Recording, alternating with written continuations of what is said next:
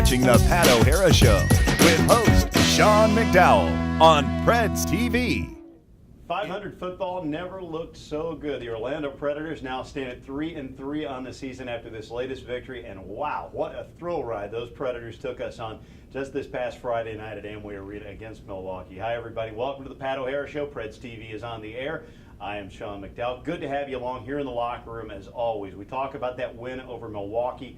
Where were you when Bobby Scipio caught that touchdown from Nick Hill? An amazing play to cap off a thrilling 58-54 victory for the Predators, who now sit at 3-3 on the season. The Preds dropped their first 3 games of the season. A couple of them were absolute heartbreakers. However, since then, it's been wins over Dallas and Alabama, both on the road, and now this latest victory that came at the hands of Milwaukee at Amway Arena just this past week. So where do the Predators go from now? Well, let's talk to a certain Predator head coach who is absolutely smiling from ear to ear.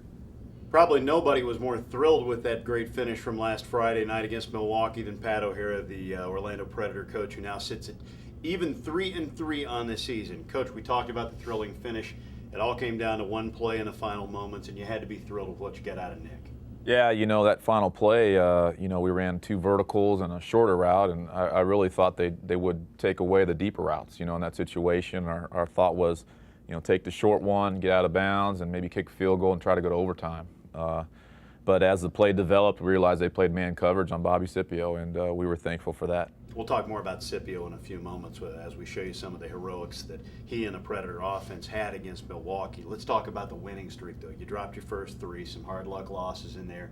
Now you're back to even, playing 500 ball at 3-3. You hear people around football teams, coaches, players, etc., say that things just seem to work better. The food tastes better, the Gatorade is colder when you're on a winning streak. Do you feel that kind of atmosphere around here right now? Yeah, well, certainly there's a confidence level now. And, Sean, but as a coach, I just think about the things we need to fix, and we still haven't put together that complete game. We had an interception. We had a couple breakdowns in protection. We gave up a safety.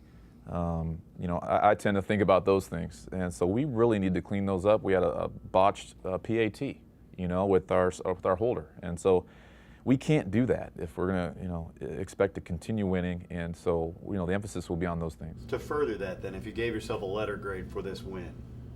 Well, as far as effort level and getting the win at home against a very, very, very good team in Milwaukee, and defensively getting the stops against Chris Greisen and his crew, that's huge. That's an A. But, we're still right around C. There's things we've got to clean up, and I need to do a better job of too. So we're going to focus in on those things. A C, but in your defense, it's a C and on the rise. And let's talk about some of the highlights that we saw on Friday night at the Jungle as the Predators rise to 3-3 with this great victory. And it was a thriller, even a great first quarter. The Predators are off to a good start.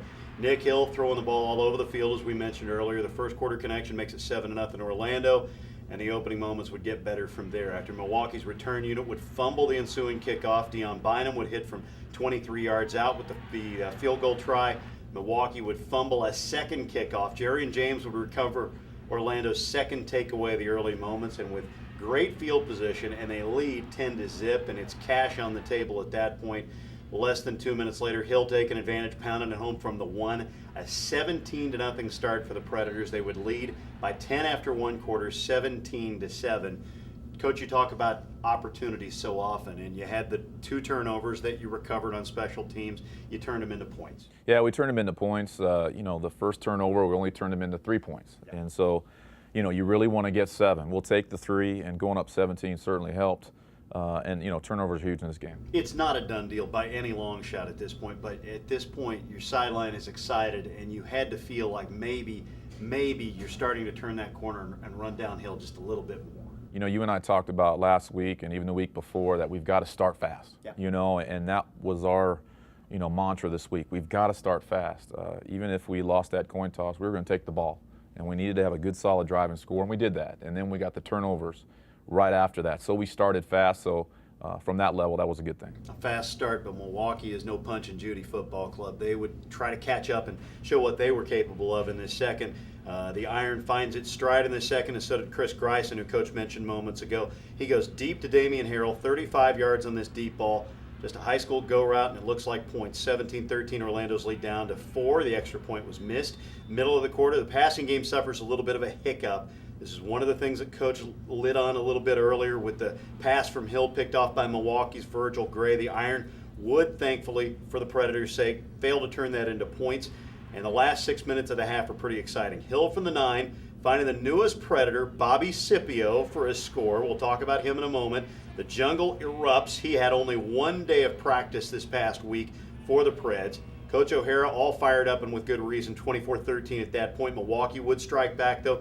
Greason began the evening with 43 touchdowns on the year. He would give this one on the take to Tyre Young, his fullback. He would cover 7 yards. Beer City within 2 at the half, 24-22, and a key play to end the half as Nick Hill was dropped in the end zone. Coach, it was a little bit of a crazy half, but it really showed what Nick and what your offense is capable of by throwing all those passes that he threw. You know, The interception was bad, yeah. I'll give you. But. Well, you know, capable is the word. Right. You know, everything's there, and my thing is, you know, we've got to be more consistent offensively, and when we start doing that, you know, we'll really be a force to be reckoned with. You've seen Greason up close now, and we mentioned his stats were just world-beating. He had 43 touchdowns, 1 interception on the year coming into this game. Was he as good as advertised? Yeah, you know, but you know, in our defense, I thought our defense played really well against him. I mean, we had a couple stops there, 2 or 3 or 4 stops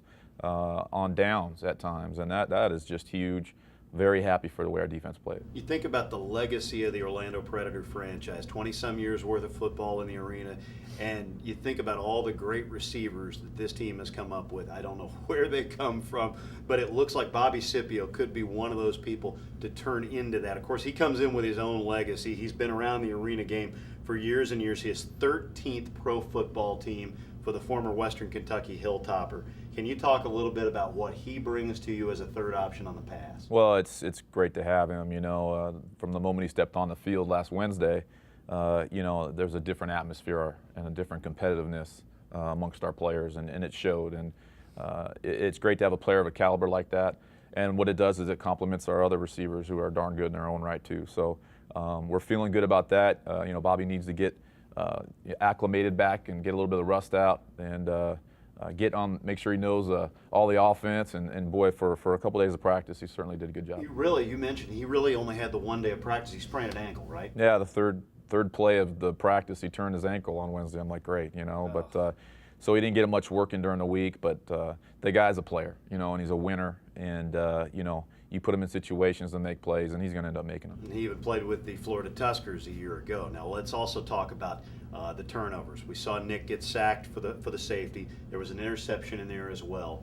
How much do you fault your offense, or maybe vice versa? How much do you credit Milwaukee's defense? Well, you know, the safety, you know, I'll take that one. You know, we tried to 5-step the ball, and we've been throwing a lot of short passes coming out, and we tried to 5-step it coming out, and that's probably not the best situation to do that. So, you know, I told our players I'll take that, but we still need to be able to block 5-step protection when we're backed up. But I'll take that one.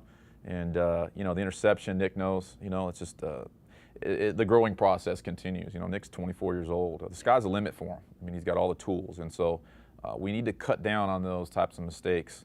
And as he does that, you know, he's got a chance to be really good.